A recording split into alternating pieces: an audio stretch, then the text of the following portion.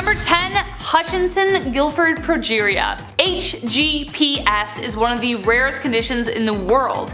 It is a condition where the body dramatically and rapidly ages beginning as early as childhood. So it's kind of like Benjamin Button except backwards.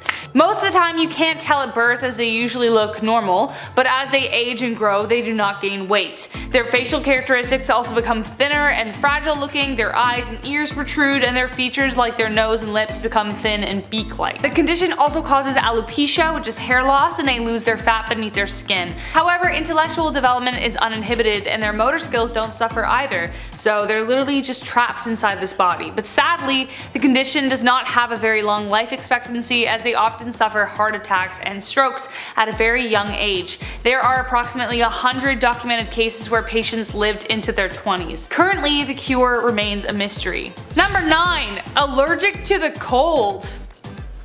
What? I mean, I don't like the cold, but to clarify, not a cold, but the cold. Entirely opposite to another case on this list, there are actually people in this world that are allergic to the cold. Right? Then that's not just like them like shivering in the wind. Like, I don't mean that, and I don't mean your aunt who flies to Florida for Christmas. I'm talking about breaking out in rashes. The condition is called cold urticaria. Even slight exposure can result in a welt, and jumping into cold water could result in a full anaphylactic shock. Imagine how much of a problem this is. Like, the cure still eludes doctors, but they may actually know the reason. Dr. Gerald Gleisch at the University of Utah studies patients with the condition. He says that it appears to be due to an antibody called immunoglobulin E. This antibody causes the inappropriate immune reaction and it may hold in store the cure. So far only antihistamines work a little bit, but it still remains a boggling mystery as to how things could go this wrong. You know? Very, very strange. Number 8. Kuru.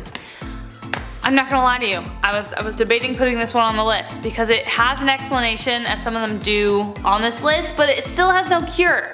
Sort of. Kuru is a very strange, fatal brain disease similar to mad cow.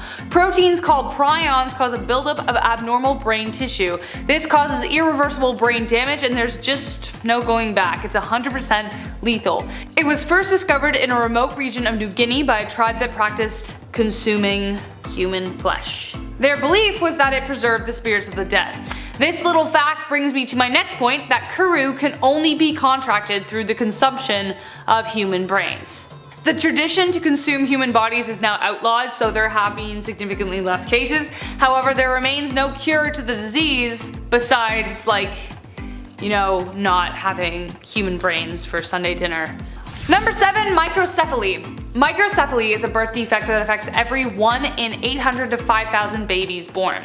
There is no way to predict the condition unless diagnosed in the 3rd trimester via ultrasound, but even by then it's already too late. Even with that, the cause and treatment of the condition still remains unknown. Microcephaly is a condition in which a child's head doesn't form properly, being a few times smaller than it should be. In the womb, a baby's head grows because the brain grows. So if the brain doesn't grow, then neither does the head. Severe cases where the head is even smaller could have resulted from injury in the womb. Accompanying conditions are seizures, developmental delay, movement and balance issues, hearing loss, difficulty swallowing, and vision problems. The list of theories as to how it happens is pretty long, from genetic shifts to accidents, malnutrition, alcohol, and more, but it remains a lifelong condition with no set protocols or practices as to how to treat it, even beyond a cure. So doctors still remain baffled and there's no way of preventing it. Number 6. Tree man syndrome. Epidermodysplasia vericiformis. That is the actual scientific name. In a previous video we talked about stone man syndrome. Well, this next one turns you into a living human tree. Kind of. It is shocking to look at and almost looks too remarkable to be true, but sadly it is. EV is a rare inherited form of HPV, the human papillomavirus. It causes a chronic infection of bark-like growths on the skin, and they just get insane. They usually develop on the hands and feet, but have been known to develop on the face in severe cases. Currently, there are no effective treatments besides removing the warts, but nothing can stop them from growing. A man in Jerusalem hadn't been able to use his hands for years until a doctor was finally able to successfully surgically remove them, but still, there is no cure for halting the process altogether, but hopefully the cure will follow the same one, that is for HPV, which is hopefully closer than we think it is. Number 5, the boy who never slept. Putting your child down for a nap is probably one of the most relieving parts as a parent. Yes, parenthood is a joy, but it's damn exhausting. I do not know how my mom and dad did it, honestly. But imagine having a 4-year-old who never slept. Ever. That's exactly what happened to Rhett Lamb, a young boy who boggled scientists. The mother was sure something was wrong as soon as he was born, and after realizing she wasn't just an anxious mom, theories started flying. After multiple tireless testing, finally they had an answer to the mystery. So yes, technically it's solved. I know that, but it was still a mystery and it was unsolved for a period of time. Sue me. It's really interesting. Rhett had an extremely rare condition called Chiari malformation, meaning the brain was literally being squeezed into the upper part of the spine. After undergoing surgery to remove the bone around his spinal column, doctors expected the results to set in a year later. There was a 50-50 chance that his sleep was going to improve, and it did! So I know. Okay, but this was like an episode of House. It starts out a mystery and then they solve it. Number 4, Wim Hof, aka the Iceman. Anyone who has experienced a Canadian winter wishes they had this guy's problem. Though it doesn't really sound like a problem at all, but definitely a mystery. Wim Hof isn't bothered by the cold. That's right, the cold never bothered him anyway. Over 30 years ago, Wim Hof from the Netherlands was going for a walk when he had the overwhelming impulse to see if he could swim in icy water and how it was. It made him feel so good that he's done it every day since. He has since been called the Iceman, his ability to withstand the cold superhuman. In January 1999, he traveled to the Arctic Circle to run a half marathon in his bare feet. 3 years later, he earned the Guinness Book of World Record for the longest amount of time under the ice, twice the length of an Olympic pool. Insane. He even climbed Mount Kilimanjaro in shorts. When Dr. Ken Kaemler heard of his case, he immediately began to study him. Kaemler had treated dozens of people who tried and failed to climb Mount Kilimanjaro due to the extreme cold. The only explanation he's uncovered is that it must be something to do with his mindset, or the wiring in his brain. This man defies science in ways that no one quite understands. And if you want to learn more, you can check out his website. Number 3, Perry-Romberg syndrome. Another unbelievably rare and terrifying disorder where the skin and soft tissues of half of the face atrophy. It usually occurs in the left half of the face and is more common in women than in men. The deterioration begins above the upper jaw, between the nose and the upper lip, then to the eye, ear, and neck areas. This process may also affect the gums and roof of the mouth. So essentially, the left side of your face caves in on itself and ages 80 years. Hair on that side turns white and falls out. This entire process takes place over a 2 to 10 year period before it finally stabilizes. Sometimes it hinders vision, other times the effects are just cosmetic, but still a frustrating process for the patients going through it. On top of that, there is no cure and there are no current treatments to stop the deterioration. So far, the only option is surgical intervention with reconstructive procedures. Number 2, RPI deficiency. Introducing the second rarest disease in the world, fitting for number 2, with only 4 known cases ever historically diagnosed. White matter is made up of tissue that includes nerve fibers that connect nerve cells. So, needless to say, one of the most important parts of the brain. RPI deficiency patients have diffuse white matter abnormalities, which causes psychomotor regression, developmental delays, along with seizures, poor vision, and slow emotional and physical reflexes. Scientists are working tirelessly to find a way to cure it, but you might be thinking, if it's so rare, why are we so stressed about it? Well, you might think that with your perfectly healthy brain, but to the next potential patient, a cure could mean the world. Well, actually, no, it will mean the world.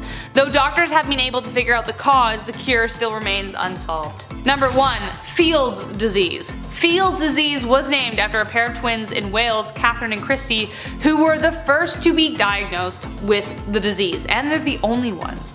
In total, there have only been 2 diagnosed cases of the disease in history, which makes it the rarest in the world. What is it exactly? Field's disease is a neuromuscular disease that affects the voluntary movement of muscles. Due to the rarity of the case, information is very limited. Doctors first noticed it when the girls were about 4 years old, and by the time they turned 9 they could barely walk. By age 11 they couldn't eat or write by themselves, and by 14 they lost the ability to speak. So as you can see, the degeneration is quite rapid. Alongside losing their ability to move and function, Catherine and Christy also experienced over 100 painful muscle spasms daily. The doctors did numerous tests to rule out other conditions, but still they have no idea what is causing the disease. Nor, of course, is there a cure. While they work to find one, the best they can do is make sure the girls are comfortable to the best of their ability. Otherwise, Field's disease remains a mystery, but hopefully not for much longer. Number 10. Mummies. This should come as no surprise to anyone, but yeah, mummies. While not the first and not the last civilization to mummify their friends and family, ceasing to exist, they are probably most known for it. Well, that and maybe the pyramids. The pyramids are pretty cool, I guess. The process of mummifying or preserving the body was thought to be important for the soul during the afterlife. If the vessel or your body was not intact, then your soul could get lost. Therefore, if you want the pharaoh to live forever in the afterlife, then you must pickle and preserve the mighty king. I don't want my soul getting lost. Number 9. 40-year-old's worst nightmare. Despite my best efforts and anti-aging cream, there will come a time when I will be old. Personally, I'm not worried about putting some mileage on. That's life. However, something I am concerned about is the effects of aging. Have you ever just noticed that you ain't as limber as you used to be? You get tired easily. And if you have more than 3 beers, you have to lay down for 3 days. However, something that happens to a lot of men reaching their 40s is a little trouble in the bedroom. This was an issue in ancient Egypt, except sadly, there wasn't a messed up process to fix impotence. I know, right? That's crazy. You thought I was gonna say something weird like wrap a snake around it or something. But no. When in modern times the cute waitress at the golf clubhouse just doesn't get your blood pumping anymore, you can reach for a small blue pill that everybody knows. Egyptians did not possess such luxuries and instead prayed for the Pishadil to work. Dear Desert Jeebus, please make my wiener work again. Thank you. Number 8. Ahead of their time. Ancient Egyptians just may have been ahead of their time and didn't know it. The Egyptians had tons of different herbs, plants, and methods for treating all kinds of ailments. Their alchemy skill was maxed out. I never did that. However, one method they came up with may have been helping more than they thought. A porridge mixture that was boiled down that contained tetracycline, which, just in case you didn't know, is known as an antibiotic. This would have been very helpful for the time, as a scrape on the knee could be the difference between living and, well, not living. While this was being used, it's unsure if the Egyptians really knew why this method worked. We doubt they understood the finite details of antibiotics, and I'm not gonna stand here and pretend that I do either, cause I don't. Number 7. Tales from the Crypt Keeper. You didn't think I was gonna talk about mummies and not talk about how they make them, right? Hold on to your spittoons, this is gonna be a rough one. Okay, so we all know that when we pass on, our bodies begin to decay and break down. The Egyptians knew this, so they would have to be one step ahead if they were to have the king pickled in time for the afterlife. Well, first things first, the brains? They gotta go. They would remove the brain with a large spike and sort of mash it up there and then they drain the contents from the nose, which that is just disgusting. Stomach, colon, and lungs, well, those won't be needed in the afterlife either, so they gotta go too. But the heart stays though. That's where the soul is. The king was then dried out with mounds of alkaline salt in the world's best beef jerky impression. Afterwards, oils were rubbed into the skin and eventually a resin was applied to aid in the linen wrap sticking to the body, making for that distinct Tupperware brand airtight seal. The pickled king was wrapped numerous more times just to be safe, and then, if he was OG enough, placed into a sarcophagus, and if you're really cool, you'll get your own room full of gold and treasures, and your pet Whiskers, which is a cat, and be mummified because, well, you need him in the afterlife too. That is one heck of an undertaking process. And to be fair, it kinda worked, because there have been a few mummies recovered from Egypt, and they're in amazing condition, considering the age, of course. Number 6, a little off the top. Okay, without the comment section oversharing here, some people have had circumcisions and some haven't. It's a part of life, okay? That's how it goes. Debatable to some, but it happens. This was a common practice in ancient Egypt, claimed to be for hygiene reasons. However, there's something a little bit different about their process. See, today it happens when you're a baby. A strange man comes in the room, and he cuts what he has to cut. L'chaim, it's done. There it is. That's it. It's over.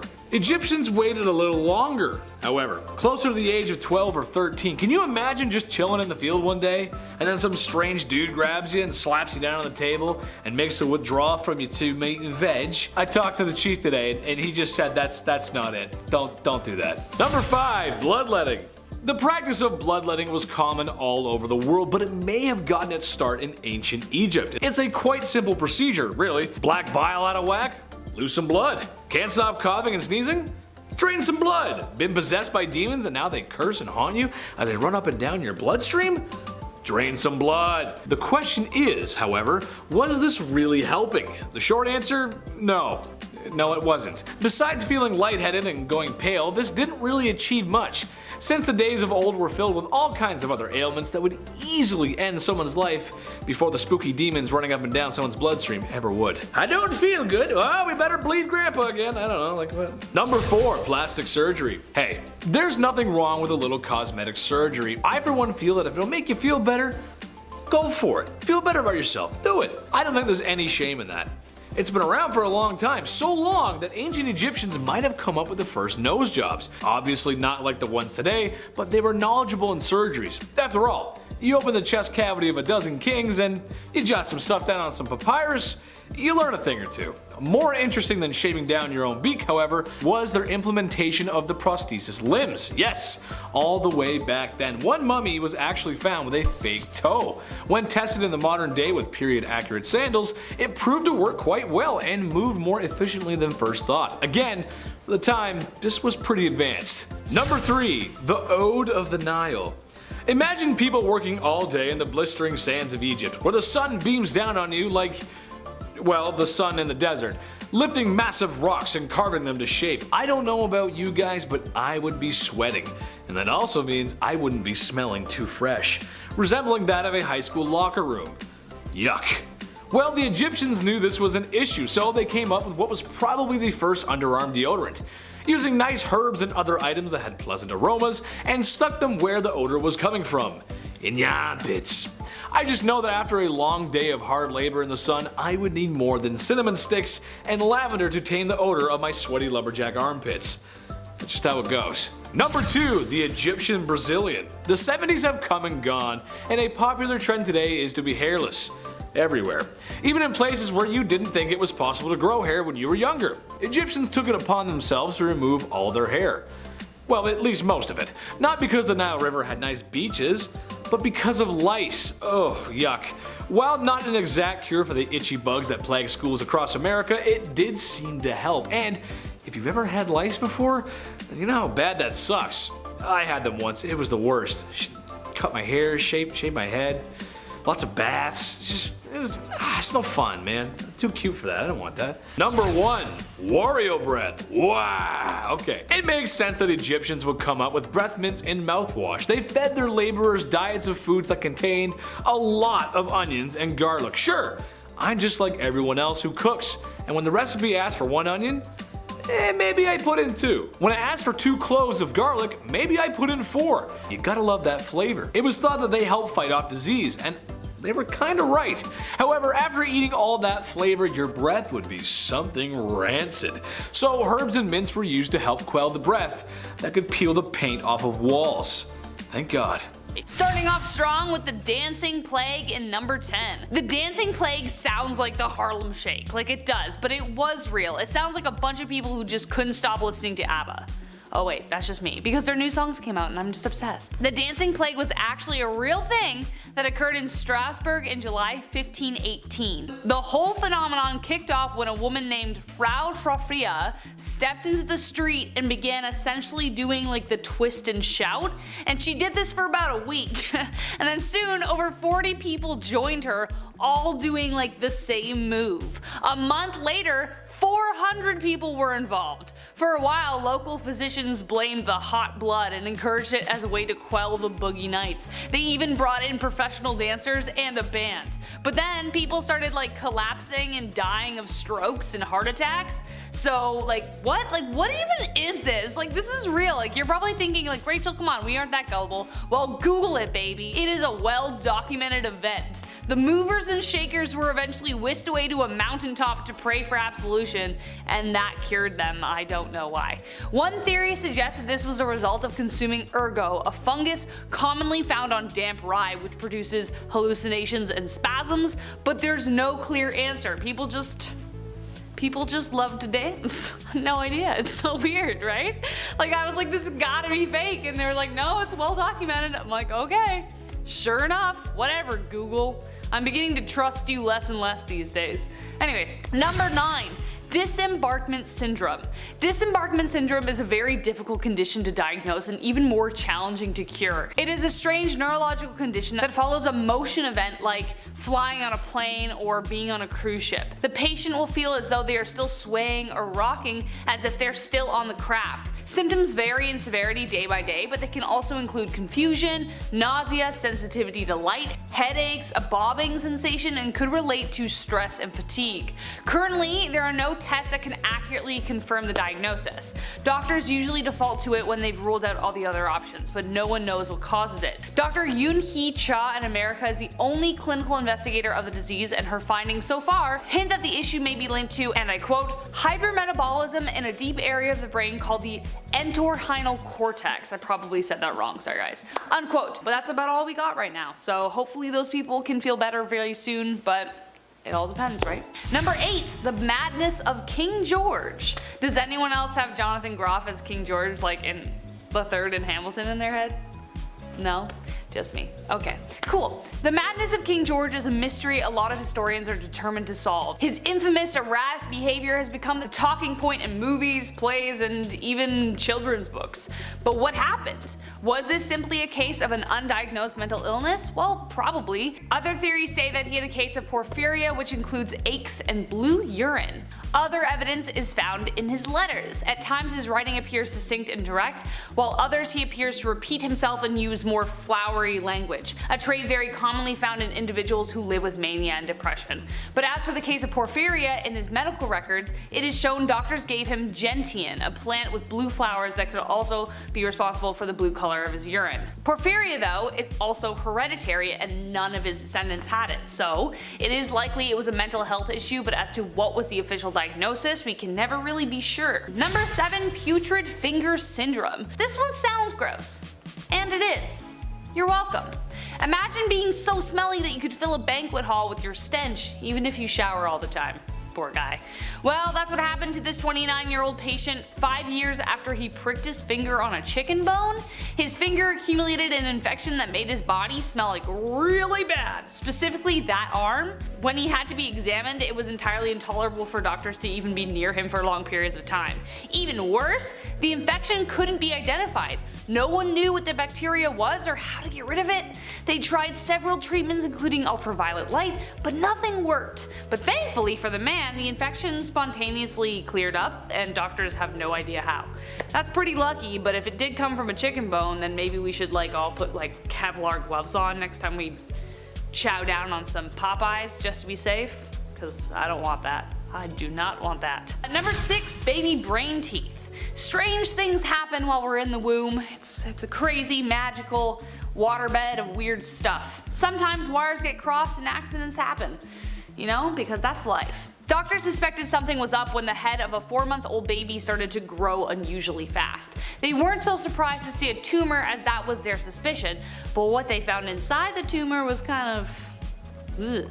When they scanned the brain, they saw what looked to be fully formed adult teeth inside the tumor itself. Sure enough, that's what they found. Doctors removed several fully formed teeth usually found in the lower jaw. While this isn't entirely unheard of, teeth appearing in tumors it had never happened in this kind of tumor, so as to how or why these teeth were found in this type of tumor remains a mystery, but it was probably something to do with whatever smorgasbord was going on inside the tummy. It's a weird time. Number 5, stiff person syndrome. No, this isn't referring to someone's personality.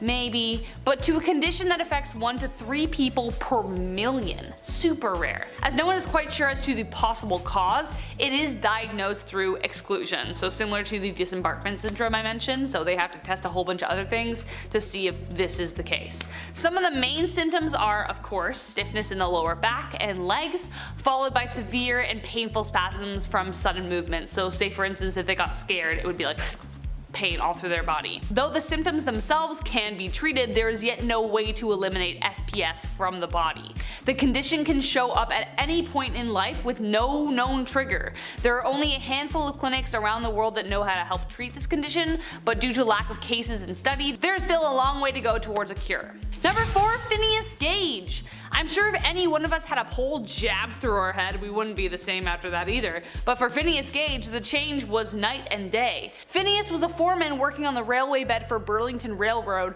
when a sudden accidental explosion on September 13, 1848 sent a 3-foot 7-inch iron tamping bar through his head. He survived miraculously, but his personality changed drastically. Prior to the accident, he was reliable, shrewd, and capable, while after he became stubborn, rude, and loved to swear. Me too, man, but still. Entirely opposite to who he was. I mean, obviously the man lost half his brain, but his personality switch remained a mystery. Little was understood about the function of the brain, and though the accident obviously played a large role, no one quite knew how Gage could have ended up so different. Number 3, the tight seal. Sometimes when I'm on Central Dark, I wish my eyes would just seal themselves shut, because then I wouldn't be able to see anything. But when I read this story, I better be careful what I wish for. Psychological or one-of-a-kind case? Doctors are still trying to decide. After recovering from a sinus and staph infection in 2008, Natalie Adler started feeling the strangest phenomenon. For 3 days, her eyes would seal themselves shut, only to release themselves on the 3rd day with her vision entirely restored. The seal would be accompanied by neck pain and body aches. Now over 30, Natalie has to get Botox injections to keep her eyes partially open and has been declared legally blind. She still suffers blindness at least once a month, but still has no confirmed diagnosis or treatment for her condition. However, Natalie remains hopeful and plans on writing a book about her journey. Number 2, the giggle bug. We've all, hopefully, laughed so hard that we can barely speak. But for Xu Pinghui, she was never able to stop. Ever since she had a fever when she was just 8 months old, the now 12-year-old girl can't stop laughing. Her parents are desperate for a cure, especially after the condition worsened after she was 2 years old. She lost her ability to learn how to speak, and now can only communicate through giggles. Her father has spent all of his wages as a construction worker, but still nothing has worked. What should be a sound that brings joy to her loved ones makes them all the more sad. The only hope currently on the table our test specialists are conducting that include her frontal lobe. They suspect that the fever caused damage to the frontal lobe, but nothing has yet to be confirmed, so it still remains a really sad, happy mystery. Number 1, last but not least, Gloria Ramirez. I actually think this is an episode on Grey's Anatomy, but I can't remember, so just let us know in the comments if you know what I'm talking about. Right? The case of Gloria Ramirez still boggles doctors to this day. Also known as the Toxic Lady, Ramirez was sent to the emergency room in 1994 due to cervical cancer complications. Things were operating as usual until medical staff began to faint after experiencing severe shortness of breath and muscle spasms. There were also reports of an ammonia-like smell coming from her blood. Sadly, Ramirez died after kidney failure, but meanwhile, 23 people fell incredibly ill, along with 5 who became hospitalized themselves. Every single one of them had come in contact with Ramirez. What's even more terrifying is that there was no explanation for the issues. Doctors defaulted onto mass hysteria, but there was no explanation beyond that. Officials conducted 3 autopsies on the body, which led to the conclusion that a product called DMSO cream might have caused it, but as for the other aspects, no one is quite sure. At number 10, bloodletting. Back in the medieval age, medicine just wasn't the greatest. I mean, they had a plague that wiped out 50% of the population in Europe, and even their quote-unquote doctors were overlapping jobs. Barbers were cutting hair, obviously, but they were also setting broken bones and bandaging wounds, and I'm not sure I would really trust that. But back then, it was a case of you get what you get. So I guess people weren't complaining all that much about their barber Joey from down the street giving them a cast, you know? But other than the practice of patching wounds and whatnot, they were also practicing bloodletting back then, and it was a little much. Bloodletting was the practice of withdrawing blood in order to cure or prevent diseases or illnesses, so doctors would use things like leeches to suck blood out of their patients, but they also used scarification methods to scrape away the skin to drain the blood, and others used lancets to slice open veins, sometimes including the jugular vein. I'm so glad that we don't do this anymore because frankly, I would like my blood to stay inside of my body. Thank you. At number 9, the King's Evil. Being a king or queen in the medieval ages might seem like a cool job, but I don't really think it was. With the rivalries that these people had, they were at risk of being assassinated in one way or another. They had to worry about their bloodlines, and of course, that thing that everyone had to deal with, illness. Some kings, to help out their people, were tasked with healing an illness called the King's Evil, and you're probably thinking, well, these kings aren't doctors, how did they cure illnesses? And to that I say, well, they touched it, of course. This whole thing started in the 11th century when Edward the Confessor became known for touching a person that was suffering from scrofula, aka the King's Evil, and curing them. People thought that this was a miracle, and so for hundreds of years after that, English and French monarchs were tasked with touching the sick to cure them of this illness because monarchs were believed to be an incarnation of the divine. Before we carry on talking about some of the bizarre medical practices from the medieval age, why not take a moment to leave a like on this video if you're enjoying it so far, and while you're at it, consider subscribing to the channel to see more videos like this one. At number 8, tooth worms. If you're one of those people who really hate going to the dentist, just be glad that you didn't have to go to the dentist during the medieval ages, because that was an absolute nightmare and a half. Not only because they had no proper medicine or anesthetics, but because you could also get the worst diagnosis you could ever get, a diagnosis of an infection of tooth worms. They believed that people could be infected with tooth worms that caused a tooth decay, and pits and holes in the tooth were home to a worm that looked like a tiny eel. What's worse than the diagnosis, however, was the removal process. They didn't want to pull out the tooth that was supposedly infected with these tiny worms,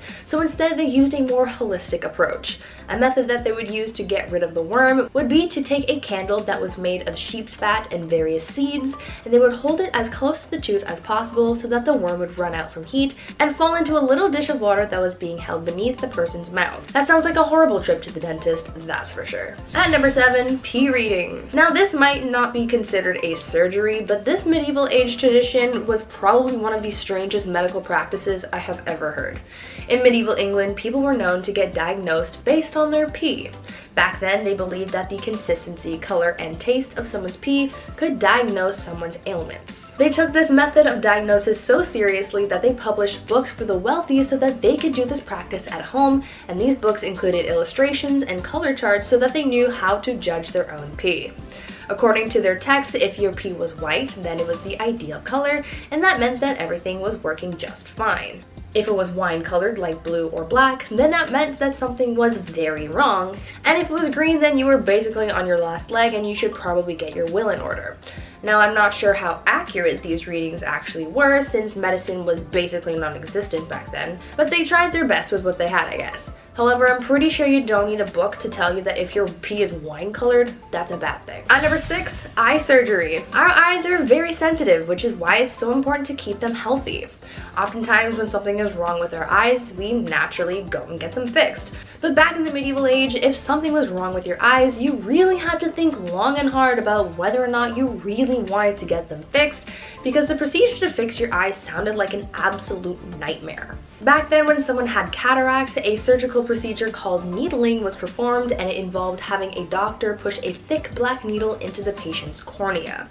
Remember, there was no anesthesia back then, so you were just raw dogging this entire experience. After the procedure was completed, the patient would usually be left with an unfocused eye, described to be similar to a camera without a lens. That didn't necessarily matter to everyone, because while it would be hard to read the Bible, it would still be okay to plow a field, and as long as they could work, that's really all that mattered. At number 5, kidney stones. Now, I can't say that I'm all that familiar with the way that kidney stones are treated these days, but I would assume that it is very different and not as terrifying as how they were treated back in the medieval age. After learning about this, I'm convinced that this could double as a form of torture. Basically, how it went down is a physician's assistant would be sitting on top of you while you had your legs strapped to your neck.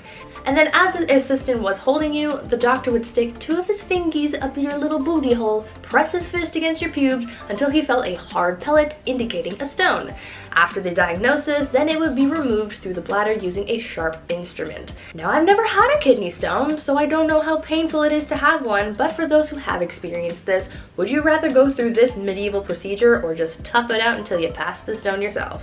At number 4, butt stuff. Even back in the medieval age, they had treatments for hemorrhoids. This illness was often associated with Saint Fiacre, also referred to as the quote, patron of hemorrhoids. A 7th century tale said that this monk cured his illness by sitting on a sacred rock for several hours, and so in the medieval age, some physicians believed that the same method could apply to other people's butts.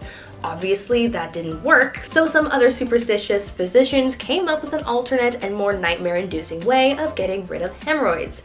If you didn't want to sit on a sacred rock for an extended period of time, you could always get a red-hot iron tube put up your butt. Yeah, I don't think it gets any worse than that. At number 3, belladonna. Belladonna, deadly nightshade, whatever you want to call it, doesn't make it any less poisonous. This plant is one of the most toxic plants around, but that doesn't mean that people haven't tried to use it in their personal use. Normally, we want to stay away from toxic things like chemicals and X's, but back in the days of old, people said full send and used belladonna as eye drops. Yeah, that's right. Even though this is literally poisonous, they thought, let's put it in our eyeballs. The organs that we use to see, because that's a bright idea, right? Many people, mostly women, used eye drops made out of deadly nightshade because it changed the size of their pupils to make them look more starry-eyed, and that was seen as a beauty trend. In moderation, these eye drops wouldn't really cause too much damage, but prolonged use of the poison could see some serious health concerns like stiff muscles, short-term memory loss, confusion, disorientation, and in some cases death, because it could literally paralyze your heart. And if you're thinking, man, I'm so glad we don't do that anymore, then think again, baby, because if you've ever been to the optometrist and you've had your pupils dilated, guess what they use? That's right, belladonna. It's not harmful to put just a couple drops in your eyes and not to do it again for a while, but if you get your hands on it and start using it too much and in high dosage, then you're in for some trouble. At number 2, trepanation. Trepanation is the process of drilling or scraping a hole into the human skull. Yeah, I know, that doesn't really sound like fun in the slightest, but back in the olden days, people did it, and it was a relatively common body modification for some reason. This practice was done in all sorts of cultures throughout different periods of time. During the medieval ages into the Renaissance, trepanation was used to treat epilepsy and mental disorders. This practice also dates as far back as the Paleolithic period. In ancient Peru, trepanation was done using a ceremonial knife called a tumi. In ancient Greece, it was done using a drill. Polynesians used sharpened seashells, and in Europe, the procedure was done using sharp flint or obsidian. Though we know that in the medieval times and the Renaissance, trepanation was considered a medical practice, in ancient times, the reason for this practice is still uncertain. It could have been to try and fix damage from a head trauma, but it's also believed that this practice was done to heal mental problems, release toxic spirits, or even as some kind of ritual. And finally, at number 1, knife hand. Now, this one is by far the craziest medieval surgery in my opinion. So you know Captain Hook, right? He's got a hook for a hand. Well, this guy I'm going to tell you about has Captain Hook beat by a landslide. A 6th century medieval burial was found in Italy, and it revealed a male warrior who had a knife for a hand. Yeah, this man had a knife instead of a hand. This warrior had his hand amputated. However, the reason for said amputation is unknown. In place of the lost hand, the prosthesis was a blade. Now, I don't know if this guy lost his hand in battle or something and they just gave him the best that they could, and that was a knife as a placeholder, or if he just willingly chopped off his hand so that he could have a knife hand. But either way, that is so badass, and I would have loved to see this guy in battle. Number 10 is chloroform the hiccups away. Nowadays we know a nasty case of hiccups is curable by just holding your breath or chugging a bunch of water. But if this was 1899, you'd be prescribed chloroform. Known by many as the mysterious liquid on the rag placed over someone's face to make them faint in many period pieces or cartoons, chloroform gained popularity after Queen Victoria demanded its usage during her labor in 1853, after having been denied it in her previous labors. By taking these lengths to reduce the annoyance of hiccups, your vital organs may pay a steep price. Chloroform has the potential to damage the nervous system, lungs, and trachea, as well as the liver and kidney when exposed long term. This is just one of many medical remedies that we'll be covering from the first Merrick Manual of Diagnosis and Therapy, the oldest continuously published English language medical textbook. All the quack treatments in our list today used to be found in this mass encyclopedia. For instance, number 9 in our countdown is smoke inhalation for asthma and other lung conditions. This may be one of the more counterintuitive remedies on our list, as it's easy to see now that smoke is not beneficial for asthma at all. Through the late 19th and into the next, however, inhaling smoke or smoke, as well as stramonium, a hallucination-inducing nightshade, as well as lobelia, known for its sedative properties, were popular treatments for asthmatics. Asthma is caused when your airways can narrow or swell while producing excess mucus. Smoking, meanwhile, has been shown to eventually reduce the number of cilia, the lungs' filaments which help transport mucus into the lungs, which only leads to the worsening of asthma symptoms. This wasn't the only weird tobacco smoke belief, however. In 1872, an English newspaper talked of tobacco smoke enemas, which even reported that hundreds of lives might have been spared by the tobacco smoke enema. Okay.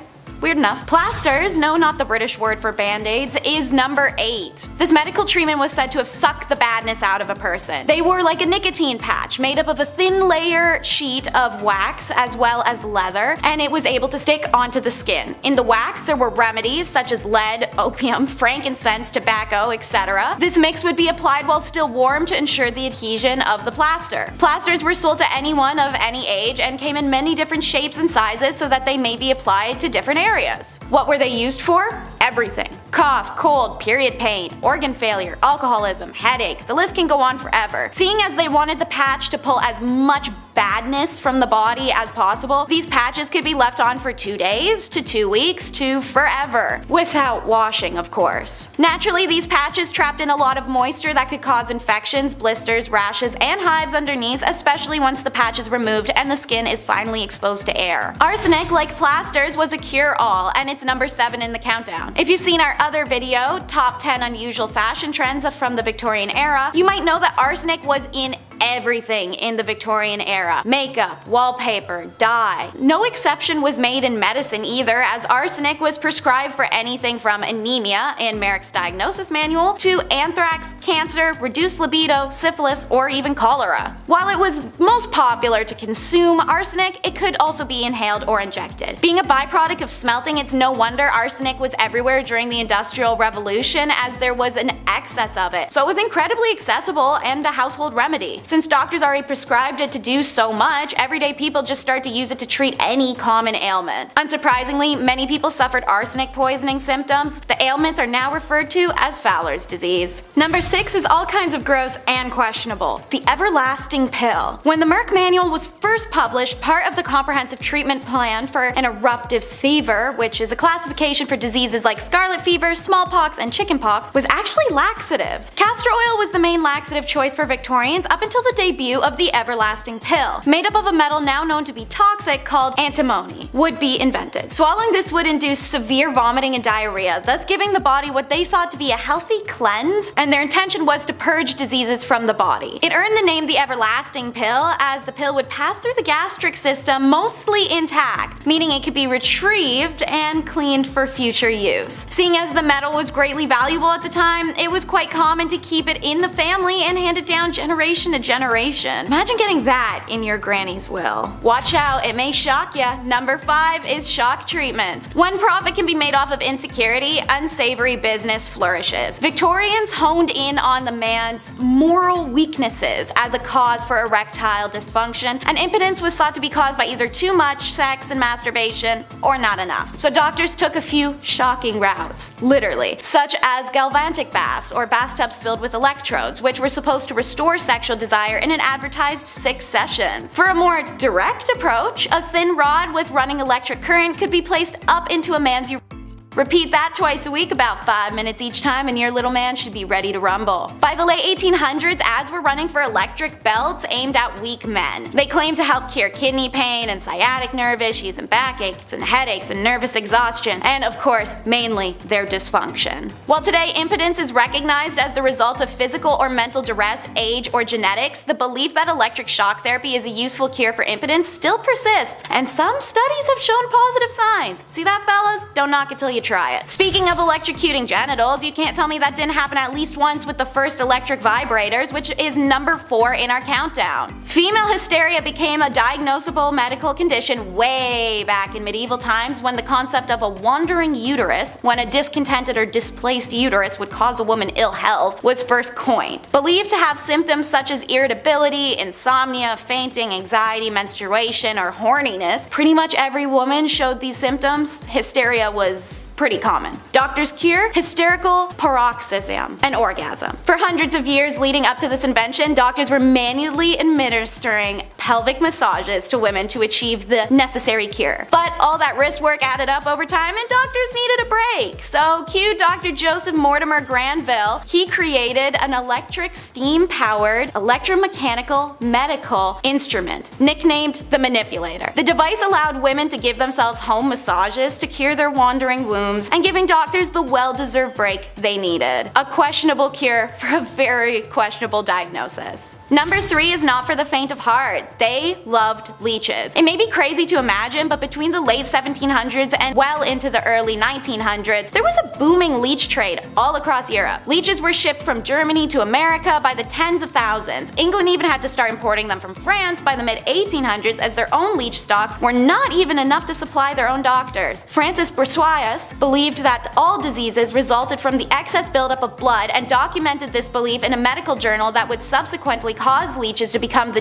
go-to treatment in France and then later spread across Europe. This usage of leeches then became worldwide from there, and so obscene that the creatures started to go extinct. However, what these quacks didn't know is that bloodletting was very rarely beneficial to any conditions, and applying leeches often resulted in detrimental side effects such as blood loss, diarrhea, and vomiting, or those with poor immune systems could even be exposed to hazardous bacteria and infection, let alone death from hemorrhagic shock for literally anyone they did this to. Eventually, the excessive use of leeches meant that they became too expensive to ship, too scarce due to the over-farming to find, and medically obsolete in the face of new science that questioned the medical merits of bloodletting. Thank God. Number 2 doesn't allow you to touch where number 1 usually comes out. It's the masturbatory mental illness. Obviously, it's natural, normal, and well, fun, but the Victorian perspective of masturbation was nowhere near what it is today, as our old-timely friends saw it as a serious threat to mental and physical health, or even could kill you. Self-love was seen as an ultimate evil, but beyond moralistic arguments, many physicians thought that every orgasm drained a man's energy. Married men were warned by doctors to limit the amount of sex they were having, while unmarried men were encouraged and urged to conserve their essence by avoiding sex altogether, particularly masturbation. Even wet dreams and uncontrolled ejaculation were considered a sexual dysfunction, as masturbation essentially became the male version of hysteria. So,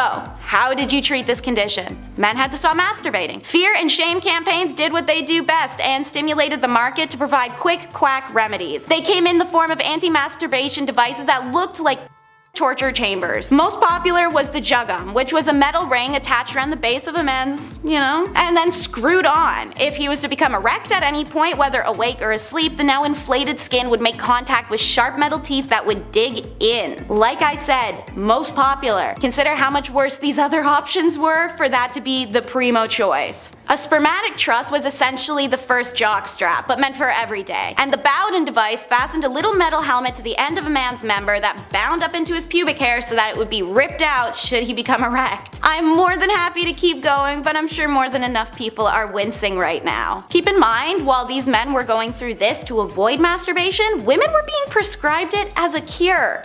Number 1 on our countdown may be a bit of a surprise. Surgery. How could surgery be a questionable treatment? Well, it itself isn't, but the men performing it and their hygiene towards surgery were. Most famous is Robert Liston. Said to be able to remove a leg in 30 seconds, he notoriously used his own mouth to hold scalpels, knives, and even once sucked the pus out of a woman's throat wound. According to medical historian Dr. Lindsay Fitzharris, surgeons never washed their instruments or their hands, and Victorian surgeons were known for wearing old surgery garments out of prowess, reportedly so stiff with old blood that they were nearly cardboard in appearance. Even the operating tables themselves were rarely washed down. And it was said a visitor to St. George's Hospital in London 1825 discovered mushrooms and maggots thriving in the damp, dirty sheets of a patient's bed. When asked why they hadn't complained, the patient assumed this to be the norm. And what about surgery in the moment? Well, the patients were conscious and undrugged as they were operated on, and surgeries needed to be fast as a result. 1 in 4 people died after their surgery, whether it was still on the operating table or from infections afterwards. But what about our buddy I mentioned, Dr. Liston? Only 1 in 10 of his patients died. This was because of his speed. "Time me, gentlemen, time me," he'd shout to the surgery spectators to put his legendary speed to the test. Sure, he did accidentally castrate somebody once because of his wild motions, but nobody's perfect. In fact, while he's remembered for being the first surgeon to use anesthesia, wash his knives, and invent a still used medical tool, he is the only surgeon to ever have a 300% death rate. I'd be remiss not to mention that during a leg amputation, his lightning speed reportedly cut off 3 fingers of the assistant who had been holding down the patient. Then, as he brought the knife back up, he slashed the coat of a spectator. The spectator reportedly died immediately of fright, likely a heart attack. Though the assistant and patient survived initially, like most who were treated in Victorian hospitals, they died not long after from infection, which was also just called hospitalism at the time because of how many people died that way. It's easy to say that going to a Victorian surgery or a hospital may have been as efficient as rubbing dirt into a wound. Number 10. Chloroform for asthma. Yeah, chloroform, like the see ya, that kind of stuff. In the past, chloroform was occasionally used as a treatment for asthma, believe it or not, albeit with limited understandings of its potential risks and side effects, of course, as are all of these. The rationale behind this practice stemmed from the belief that asthma was caused by excessive bronchial spasm or nervous irritability. Now, it was thought that chloroform at the time, with its sedative and calming properties, could relax the bronchial muscles and alleviate the symptoms of asthma attacks. On paper, sure, sounds maybe doable. Scientifically, we're like, no, never, don't do that at all, please God. Chloroform, a volatile liquid with anesthetic properties, was administered through inhalation. Patients would inhale the vapor, which was believed to have a soothing effect on the respiratory system, sure, providing temporary relief from the constriction and wheezing associated with asthma. Chloroform is a potent and toxic substance, known to depress the central nervous system and cause respiratory depression when administered in excessive amounts. Additionally, it carries the risk of addiction and long-term health complications, so no, not a great start on this list today. Number 9. Flowers for cataracts. In traditional medicine, periwinkle flowers were sometimes used as a treatment for cataracts. Cataracts, a condition characterized by the clouding of lens in the eye, shout out to my brother Kyle, he's blind as shit. Periwinkle flowers contain alkaloids such as vincamine and vincristine, which are known to have pharmacological effects on the circulatory system. I sound like Bill Nye. It was believed that these compounds could enhance blood circulation to the eyes, potentially improving vision and slowing down the progress of these cataracts. People would prepare infusions or extracts from the flowers and then apply them topically or consume them orally in the hopes, again, mostly hopes here, that their vision problems would go away or something would alleviate. However, it's important to note that the efficiency of periwinkle flowers in treating cataracts has not been scientifically proven at all. Eating flowers is not going to help your eye. Of course not. You know what I mean? Cataracts are a complex condition with various underlying causes, and their treatment typically requires surgery or corrective lenses. Not a couple flower petals. That's not, what is this? No, definitely not. Number 8.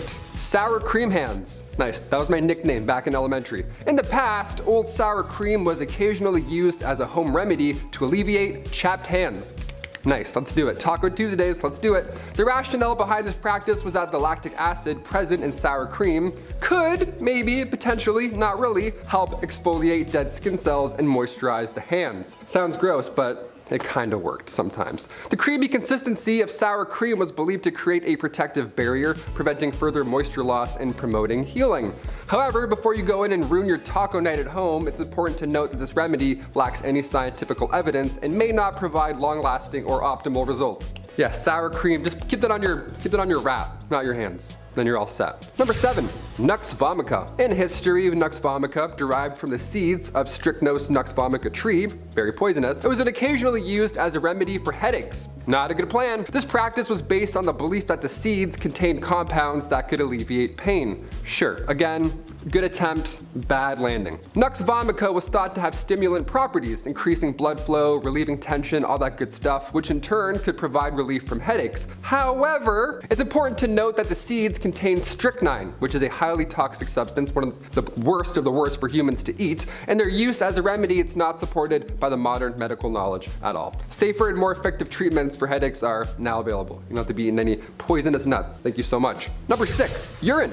In ancient history, urine, pee, number 1, it was sometimes used as a medical treatment due to the belief that it possessed healing properties. Yeah, pour it in your eyes, see what happens. Don't do this. The practice can be attributed to various factors, including cultural beliefs, limited medical knowledge, of course, and the symbolic association of urine with bodily fluids and purification. Yeah, that last one's a big one. One reason urine was used as a treatment with this historical connection to the concept of uroscopy. That's where the color and smell and taste of urine was examined to diagnose illnesses. Yeah, some dude would be like, bronchitis. That man's got bronchitis. Go get him. This practice originated from the belief that urine was a reflection of the body's overall health and imbalances. In some way, sure. In most ways, no. Furthermore, urine was considered to have cleansing properties and was believed to contain a substance that could combat infection and promote healing. That good healing stuff. There we go. Brewing up that healing potion.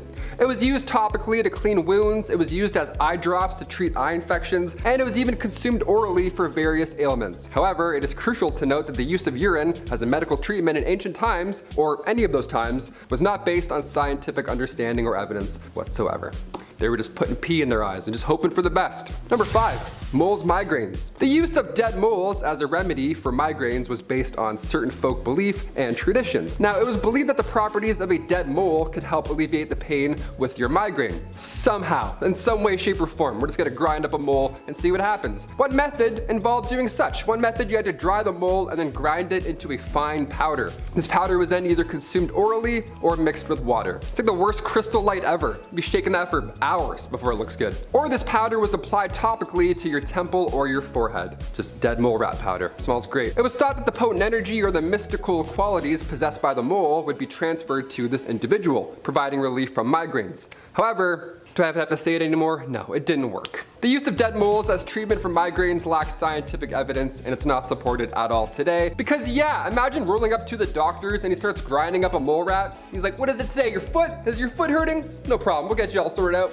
Number 4, medieval dung. We talked about number 1, now we gotta talk about number 2. That's the order it comes in. In medieval times, dung, animal feces, was occasionally used as an ingredient for these treatments. I know, where's he gonna put it this time? This practice may seem a little odd to us today, but hear me out, it had some legs back then. Had some prevailing medical theories and limited understanding, but it was something. Dung, poop, animal poop, was believed to possess these medical properties such as its supposed ability to draw out toxins, stimulate healing, or serve as a topical antiseptic. It was used in various forms, most commonly in ointment, and was applied to wounds, ulcers, skin conditions, you name it, man. Get creative. Whatever hurts, put some poop on it. Yeah, welcome to these times. Animal dung, such as, the dung from cows or pigeons, it was commonly used due to its availability. Yeah, you thought urine was bad, but it gets worse. Pigeon poop for your elbow? I'm like, I don't know, man. This doesn't seem very good.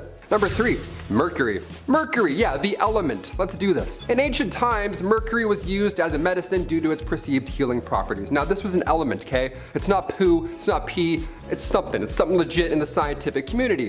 It was believed to have a range of therapeutic effects, including treating infections, skin conditions, and even mental disorders. All that in a drop of mercury. How lucky are you? Mercury was applied topically or ingested orally, so terrible, with the idea that it could purify the body and balance your humors and promote overall well-being. With the element mercury, of course. However, the use of mercury in ancient medicine was based on horrible, incomplete knowledge, and its toxicity was not fully understood at the time. Yeah, don't eat that. Don't put that anywhere near you. Prolonged exposure to mercury often results in severe health complications, including neurological damage. So if you have a headache, don't go back in time. That's pretty much it. Trepanation. Ancient trepanation, also known as trephination, if you want to be all fancy, throw that the fancy pH in there. It was a surgical procedure in which a hole was drilled or scalped into the skull. Now this practice dates back thousands and thousands of years and it was performed in various ancient cultures for some reason. It was believed to serve different purposes, including relieving headaches, treating skull fractures while creating one, or my personal favorite, releasing evil spirits. Evil spirits, yes, finally, be gone.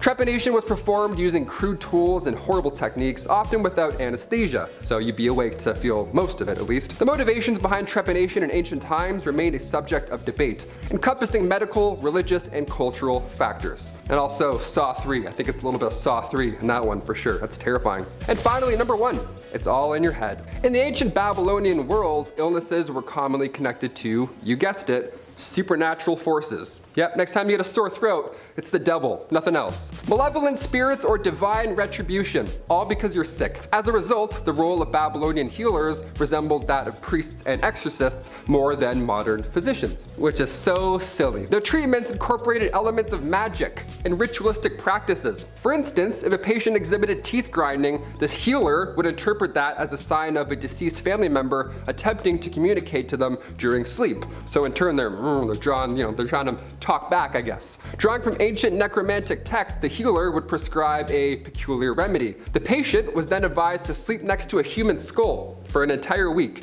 To ensure the effectiveness of this unsettling treatment, the tooth grinder, this Mr. Talky Talk, he was instructed to kiss and lick the skull 7 times every night. Which, I mean, first of all, terrible for your sleep. You're not gonna get a wink with that schedule. But also disgusting. Whose head is this? I have so many questions. Why? This is a fetish. This isn't a practice. These rituals demonstrate the intricate blend of spiritual beliefs and medical practices that characterize Babylonian healthcare. Growing up, I had a humidifier, so almost the same thing, kind of the same as a human skull. Number 10, spitting. 2 words, chewing tobacco. I am not the only one, I know it, who made this face while watching Western movies and some grimy guy just like spits into a bucket like pooh, some like brownie green slime. In saloons in the old Wild West, spitting became so common that it had to be outlawed at one point. Men would spit tobacco onto the floor with spittoons and cuspidors lined the bar. Most of the time, they missed. The job of cleaning them often fell to junior shop assistants, which was a worse job than cleaning a fast food chain bathroom. They essentially became little cesspools of disease, and people got really worried eventually because, no duh, they're spitting all their stuff everywhere. Following the devastating flu epidemic of 1918, plus the constant fear of TB, anti-spitting campaigns were undertaken and it was outlawed.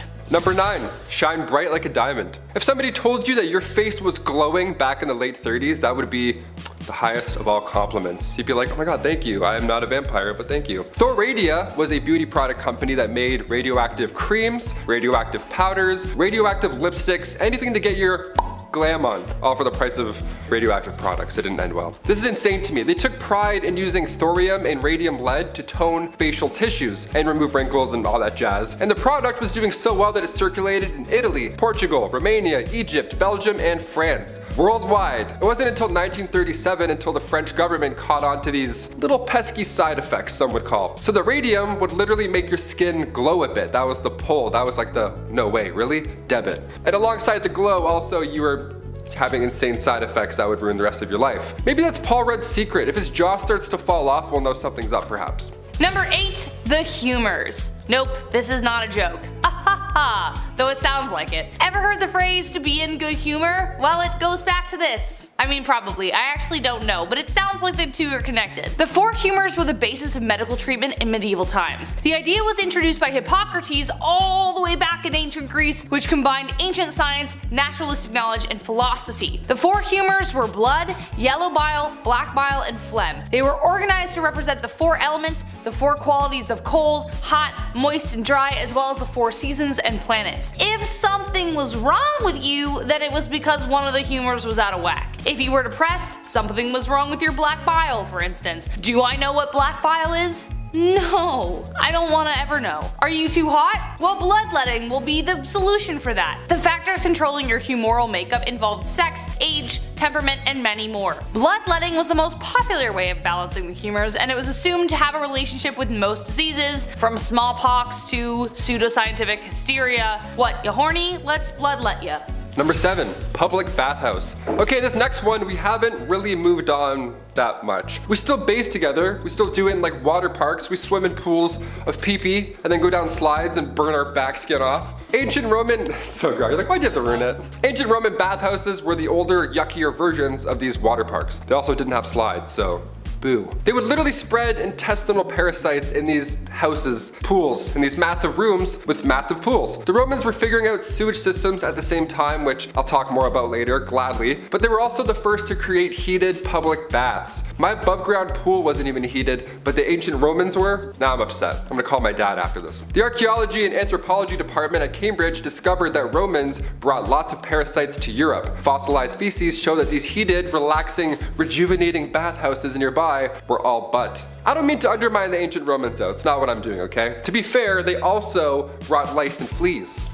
Number 6, no hand washing.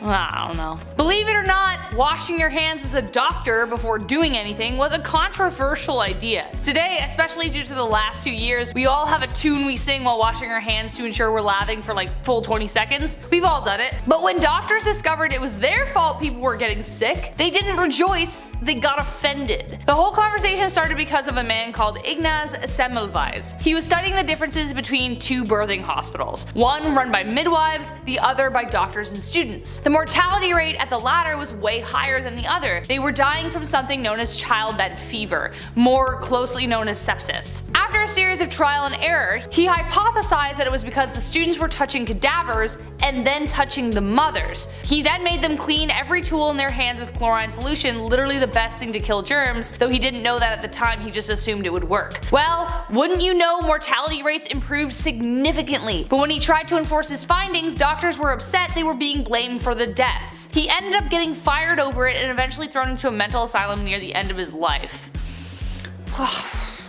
Considering what we know now, that's rough. Number 5. Dark dental days. Dental health is important. We have the charcoal toothpaste trend that I myself even hopped onto recently. But why are we even doing it? Do we know? Other than it's on TikTok? Well, it helps remove stains, but aside from that, there's no hard evidence that this is the next best brushing method. We do it because it's popular. It feels like we're missing out on something. Well, Queen Elizabeth I apparently had a pretty strong desire for a Mars bar too, but back in the day, they didn't have TikTok. Brushing wasn't cool, nor was it perfected in any sense. The Queen's teeth became riddled with cavities. Her teeth straight up began to rot, and subsequently turned black. But seeing as she's the literal queen, people wanted to be just like her in any way. She started a short-lived trend where women blacken their teeth on purpose just so they would appear rich enough to afford sugar. That's wild. That's like me walking around in a neck brace being like, oh yeah, I crashed my Lamborghini. I totally have one of those. Number 4, arsenic. I think they were confusing this chemical with Accutane, which is a chemical we use today to treat acne, but for a while, arsenic wafers were used. Yes. The poison, arsenic, the thing that would kill you, yeah, that one. In the 19th century, arsenic was marketed as a safe way to effectively clear your skin. It also claimed to restore a youthful complexion that we as humans always long for. Now, it did create a very pallid complexion, but not because it was restoring the gift of life, but because it was killing off the consumer's blood cells. Yay! It also cleared acne pretty well, but it also created a dependency on the product. If the user discontinued using the wafers, then the acne would return, even worse this time. Therefore, it would create a vicious cycle of slowly poisoning oneself to death because you have to go back on it so you look hot, I don't know. Number 3, the tricho system. Instead of plucking your eyebrows before prom or getting waxed head to toe like we commonly do so today, back in the 1920s, you needed the tricho system to remove any unwanted hair. This device was booming in the 20s. Hair salons just had to have this machine, and I'll call it machine. It was changing the game. By 1925, there were over 75 systems installed in beauty shops, and what you would do is you would sit at this large desk, face a tiny small window, and for a few minutes, you would just be beautiful. Just 20 simple treatments of this radiation beaming off your face, and then bam, you're beautiful. What's the trick, you ask? Radiation. They didn't know this yet. It was dangerous. They didn't know much at the time, but this thing was chock full of radiation. They used X-ray technology on their bare faces. That's like when you go to the dentist and they click the thing and then they run into another room. This one, they're like, just right there. No sheet, no metal, heavy thing, just face to face. Now I'm hot. So in 1929, tricho problems were on the rise. Ulcers, carcinoma, keratosis, death, just everything bad. This was not the solution you wanted, but you know what? At least you were hot. Sorry, gents, this isn't for you. Number 2, moss. Okay, I'm not the only one who has asked this question in their minds. Periods. How in the heck did we deal with them without pads, tampons, Diva cups, and Midol? I don't know. How? Well, it doesn't look good, folks. It took a lot of trial and error to get us where we are now. The first disposable pads only came onto the market in 1888. Like, what? Even earlier prototypes of menstrual cups were made out of aluminum or hard rubber. But you may be surprised to learn that moss was a common resource. Yeah, the thing you see on rocks and trees. Cloth and cotton weren't enough, so they resorted to using moss to help absorb ant flow when she came by. It could have been grabbed from anywhere. Although we know that moss isn't the most hygienic of materials, as it could be grabbed from anywhere, as I just previously stated, a rock, a tree, who knows. Physicians believed it had antiseptic properties. They even used it on the battlefield to stem the flow of blood. Menstruation at the time was considered a sign of witchcraft, even though it happened every month. Poisonous and dangerous at the time. Okay, I know desperate times call for desperate measures, but like, they reused it. They didn't throw it out after. Ugh. And finally, number 1. Roman toilets. When I go to the washroom, number 2, whatever, that's my time. I'll straight up hold it for like 3 business days until I get home. It's called a bowel movement for a reason. It's a movement, it's an event. I need isolation, quietness. These poor Romans, I mean, thank you for inventing the toilet and all, that's really great and dandy, but I feel very bad for the first group of individuals that had to use these stone benches, the early OG toilets. God, that looks so cold. Also, I guess stalls, like walls, they weren't invented until much later. Couldn't have thrown up some Bristol board, Euphelius? I don't want to be shoulder to shoulder with a guy who accidentally gulped some public spa water hours prior. And don't even worry about wiping also, because that wasn't invented until much later. You just do the old scrape, do the old stone cold scrape off the bench and then call it a day. Give this video a Roman thumbs down if you're glad for toilets. That means thumbs up. Number 10, wash your hands. No, seriously, go wash your hands right now. When was the last time you washed those filthy nests? Go wash your hands. Washing your hands is super important, especially these days. But something that's very unusual about the Aztecs compared to a lot of other civilizations in history is that, well, they did wash their hands. Oh, and you have no idea how happy that makes me. No more shall I have to think about people shaking hands after using the bathroom with no toilet paper. That's disgusting. Or scooping food onto a plate with their bare, dirty hands and sharing that food with the rest of their families. Yes, the Aztecs like to wash their hands before and after a meal, which is just the way it should be. I hate having grimy hands. You know, I talked to the chief today, and you know what he said? That's it. That's actually it. Yeah, we like that. That's it.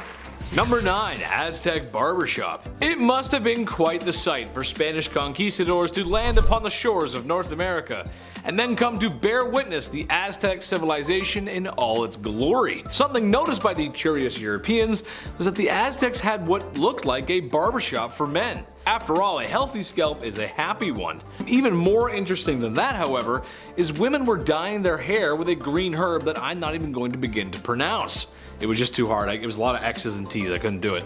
Which produced a purple shine to their hair. Some women even shaved their hair off, while older women, like mothers, had longer hair. Man, it's almost as if a beautiful civilization was starting to flourish. Well, I'm sure nothing bad ever happens to the Aztecs, right? Number 8. My heroes. Let me create a scenario for you. I like creating scenarios. Let me create a scenario for you. You're on the way to a certain event that is very important in the big city. Maybe it's a new job, a new summer fling, or something that requires dry pants. But now your stomach is acting up. It's big angy. Your stomach's making sounds that are becoming more audible, and you can feel soon you will require a bathroom. But you hold it in. I can make it past this event and then go, you say to yourself. No problem. But now you've got cramps, sweats, and you're getting anxious as you know that DEFCON 1 is approaching. You now have to make a decision to make a rush to find a bathroom or be late for your event, or take a gamble with your underwear and dignity. Yes, that is a feeling I know all too well, but perhaps I should have been living in the Aztec Empire, as they had public washrooms all over the city. That's just awesome. Oh, what sweet relief. As if that weren't the most unusual, they also had citizens cleaning the streets, which is pretty unusual for the time. Yes, cleanliness was very important to the Aztecs, and honestly, I think there should be public toilets on every street corner. Please, sometimes I gotta go. Number 7. Thirsty. After a trip to the public washrooms, you may need a drink of water to rehydrate yourself. I mean, come on. I know I could use some hydration after that. Sometimes it gets really sweaty in there. Well, it's a good thing that the Aztec cities had canals, and not just the kind of canals a small Italian gentleman drives a boat through on Valentine's Day, but canals that handled both transportation and irrigation. Aztecs knew just how important water was for life, but perhaps most unusual about the Aztecs is their night soil collectors, which honestly sounds like it's hiding something just in that name. Night soil. Basically, they were beta garbage collectors who used canoes to transport this night soil to farms for fertilizer. And yes, night soil is exactly what you think it is. Poop! But it's unusual for a civilization to be so conscious of where their waste goes. Don't believe me? Well, how about this summer we all get together, we all go up to New York City and take a dip in the Hudson River. Yeah, not many takers, didn't think so. They were doing their best with what they had. And if women don't find you handsome, they should at least find you handy. You know what I'm saying? Number 6, ye olde dentistry. Look, every time I find a decent dentistry fact, I slap that bad boy in here like a D-based infomercial host with a surprisingly effective kitchen gadget. You're gonna love my nuts. Remember that guy? This is just one of those facts. Do I have a fear of the dentist? No. No, I don't, because my dentist is nice and has all the modern amenities to make me feel at ease. A comfy chair, laughing gas, and putting Peppa Pig on the TV because I'm a big baby. Goo goo gaga. However, no amount of any of those things I mentioned can prepare you for the dentistry before the year 1900. It was crude to say the least, but hygiene is hygiene, and you gotta keep that mouth fresh and clean. Tooth infections were fixed with rubbing charcoal in the affected area, and if that wasn't enough, a super safe mixture of snake venom and vinegar was used. What? Okay. Who was the first guy that discovered snake venom had such healing properties? Probably the same weirdo who first milked a cow, if I had to guess. Aztec dentistry included fillings and tooth removal as well. Also, ladies of the evening dyeing their teeth distinct colors, so then you know if you know. You know? Look at my red teeth, boys. Number 5, steam baths. Now looking back and learning that the Aztecs had public washrooms everywhere and had access to steam baths because of their irrigation is fantastic. I mean, come on, just think about it. You could relax after a long day in your own steam bath that's made by natural running water. It sounds like doing yoga there would make me feel more in touch with my inner chakras, and my mood crystals would glow just a little bit brighter. Imagine you walk into a bathhouse after a long day, and then you see me just sitting there with a towel that barely fits. Well, hey there, good looking. Why don't you come on in and pop a squat next to me? I promise I don't hog all the steam. I know it sounds like an amazing time, right? The more we talk about the Aztecs, the more they sound like a perfect society. I wonder what happened to them. I'm sure it was nothing bad. They gotta be out there somewhere. Move over, fellas, I'm coming in for the steam. The steam was thought to have healing properties and was connected to their spirituality. Women even gave birth in the steam rooms, which feels like a really sweaty time. I don't know about that. There's a lot of sweat. Number 4, Bath and Body Works. It's clear the Aztecs were just cleaner than the other civilizations of the past, and honestly, I'm here for it. There's only so much a guy can say about people being stinky in the past. I mean, really, the smell must have been horrible, especially down in the nether regions. My lady, I would like to have a child with you, but the fragrance that is coming from both of our undercarriages makes me want to get into my carriage and drive it into the nearest body of water. Yes. Aztecs were making soap like it was their day job, using various herbs and plants to create much nicer smells and perfumes. However, during the rainy months, Aztecs wouldn't wash or wash their clothes in penance. But I guess 1 month isn't so bad. Strangely enough, women wouldn't wash their faces when men went off to war. I'm not sure about that one, but hey, I'll take it. Gold star for staying clean, Aztecs. Gold star. Number 3, Bath and Body Works Part 2. Okay, another scenario. You're in the 6th grade. You're sitting at a desk and listening to Mrs. Smith, and she's going over what today's art assignment is. As you begin to reach for your favorite shade of red crayon, an odor hits your nose. It's unlike anything you've ever smelled before. And it's coming from your armpit. Puberty-induced body odor. Not to worry. Your buddy has a can of the finest spray deodorant there is. He hands you a black can that says Axe. You are now one of them, and you start showing up to school dances with a seafoam pink button-up shirt with the collar popped, and a Justin Bieber haircut with the hat on backwards. Yeah, that's right. All while drenched in a can of Axe's finest. Shark tooth necklace shows every girl in the room that you're a tough guy. God, those guys are the worst. Okay, no, the Aztecs didn't go that far, but they were aware of the horrors of the classroom BO and recommended a special bath prepared with lovely smelling aromas, which makes sense. Good smells go in, bad smells from your bum, they go out. However, there's two ingredients that make me question things. Apparently, no odor-killing bath is complete without a fresh bone from a dog and a human. I'm just gonna leave that with you and think about how you'd feel with two bones floating in your bath. That's disgusting. Apparently they had to be fresh too, that's gross. Number 2, the Aztec Classic. I'm glad the Aztecs had better hygiene because for once I don't get super queasy talking about the things people did. However, it wouldn't be a video about Aztecs if I didn't talk about their favorite pastime. Sacrifice. And honey, if they were giving out gold medals for it, the Aztecs would be record breakers. Sure, they weren't the only civilization to sacrifice people, but they did it with such theatrics. It would make my old theater teacher very proud. But unlike most civilizations, the Aztecs did this all the time. Whenever the calendar called for one, it was time for one. And if they ran out of people, they would go grocery shopping for more. Or actually just go to war and take people, which is not good. Just know that when a chief or a religious leader cuts the heart out of a man whilst alive for the entire city to see, he most likely had a clean cloth and water to wash his hands, making modern surgeons proud everywhere. Number 1. The European bug. It's safe to say that Aztecs, while not as clean as people today, they were striving for better hygiene, more than any other civilization at the time, really. However, no amount of hand washing, sacrificing, or putting herbs in your bath can prepare them for the Spanish. Not just the swords and the guns and invading and such, no, I mean the sickness that Europeans brought with them. It's a plot similar to War of the Worlds, except the invaders brought all the nasties with them. No matter what the Aztecs did, it wasn't going to stop the waves of lovely things the Europeans brought over. Armpits are clean, but now they got black lungs. There's too many diseases to even name, there's a lot. Number 10, the switchblade comb. Hey, leather jackets, smacking jukeboxes, and a switchblade knife. Nobody was cooler than the Fonz on Happy Days. Well, maybe your uncle. Everybody has a cool uncle. But something I just think is silly, or something a lot of men probably use today, or at least the super cool guys who have no idea what or who the Fonz is, the switchblade comb. Basically, it's the same thing as a switchblade, but instead of a small blade, you got something to comb your hair with. Because when you're a man, you have to look fresh and tough at the same time. Trust me, ladies, it's how we operate. Gotta look tough, gotta look mean. And kick the jukebox, hey. Number 9, the ball jacuzzi. I don't know about you guys, but there is nothing better than a nice hot tub. I'd like to say I spent a lot of time in hot tubs with cute girls. However, due to my financial situation, most of the hot tubbing that I've done has been at public pools where I shared a hot tub with older Italian and Greek men who I swear were still wearing sweaters. But that was just their hair. Speaking of hair and saggy skin, meet the Tescuzzi, a tiny hot tub for the piscadille and 2 matzo balls. Hey, I understand, your undercarriage has to stay clean, and honestly, I would love one. Chris and I were talking about we want one. We might even share one, who knows? Number 8, the all-in-one.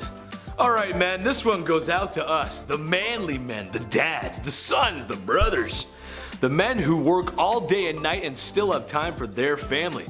I appreciate you and I see you, brother. Want to know why we have so much time, ladies? Well, that's because we've cut back on time in the shower with a very 5-head invention. We call it body wash, or face wash, or shampoo, because we use it for everything. 3-in-1, yes, that's right. If we buy a body wash product, that means it will be used all over our bodies. No time for L'Oreal Pantene or that purple shampoo with the kangaroo. We speedrun shower so we can get back into doing the things that you ladies love. Like not putting the toilet seat down. Number 7, King of the Porcelain Throne. Kings, I hear you. Life can be busy and the shower speedrun is not the only product that we've invented. Here's another shout out to all my kings who take extra time while sitting upon the porcelain throne.